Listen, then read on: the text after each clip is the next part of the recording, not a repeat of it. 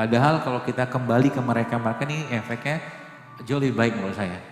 Kerimpang rempah seperti itu, obat semua. Gak sia-sia, pasti ada lihat begini nih, jangan sekedar lihat ini kunyit, ini jahe, ini lengkuas, jangan. Tapi katakan, Rabbana ma khalaqta hadza batila, subhanaka faqina azabannar. Ciptaan Allah semua. Maka kalau ada orang tanya ke saya, dokter maaf, amankah minum kunyit gitu kan? Pertanyaan yang buat saya itu agak-agak ngeselin. Kenapa ngeselin? Siapa yang menciptakan mereka ini?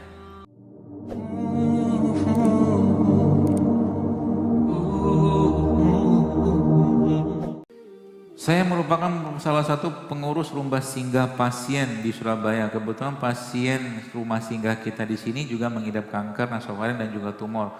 Mungkin ada tips untuk pasien kita, apakah boleh mereka dibekam? Boleh banget, boleh.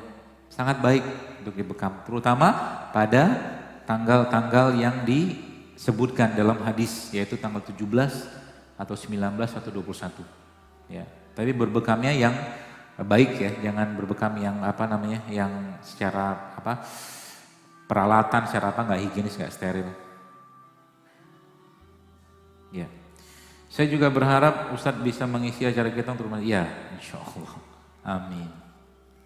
Di Bandung ada satu rumah singgah kanker juga, ya rumah singgah kanker juga, itu subhanallah ceritanya tuh unik.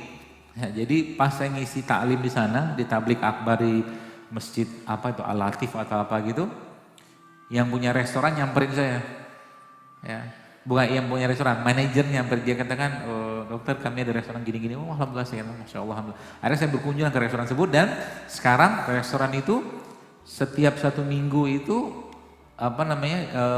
dia bikin minuman rimpang dari kunyit itu loh, untuk disedekahkan ke rumah kanker itu.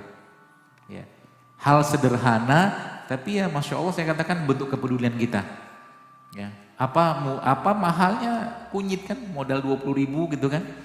1 tahun aja Indonesia ini baru sekalian 140 miliar kita beli obat atau belanja obat untuk TBC. Ya, padahal kalau kita kembali ke mereka ini efeknya jauh lebih baik menurut saya. Kerimpang rempah seperti itu, obat semua. Gak sia-sia, pasti ada lihat begini nih, jangan sekedar lihat ini kunyit, ini jahe, ini lengkuas, jangan. Tapi katakan, Rabbana ma khalaqta hadza batila, subhanaka faqina azabannar. Ciptaan Allah semua. Maka kalau ada orang tanya ke saya, dokter maaf, amankah minum kunyit gitu kan? Pertanyaan yang buat saya itu agak-agak ngeselin. Kenapa ngeselin? Siapa yang menciptakan mereka ini? Allah yang menciptakan. Belum ada sejarahnya penduduk Indonesia keracunan, makan kunyit, minum jahe, betul? Sampai akhirnya mereka ini dioplos dengan steroid. Nah begitu ceritanya, jamu-jamu tuh. Yang di Cilacap segala macam itu. Tapi kalau mereka sendiri dan gak ada ceritanya, kita sudah ada feeling. Kunyit tuh Bapak sekalian, kita bicara kunyit saja, subhanallah ya. Kalau nggak berlebihan, aman insya Allah. Dan kita udah takarannya tahu, udah ngerti lah. Gak juga kita sehari itu minum 1 kilo, setengah kilo kunyit kan, paling sejari, seruas, 2 ruas gitu-gitu aja sebenarnya.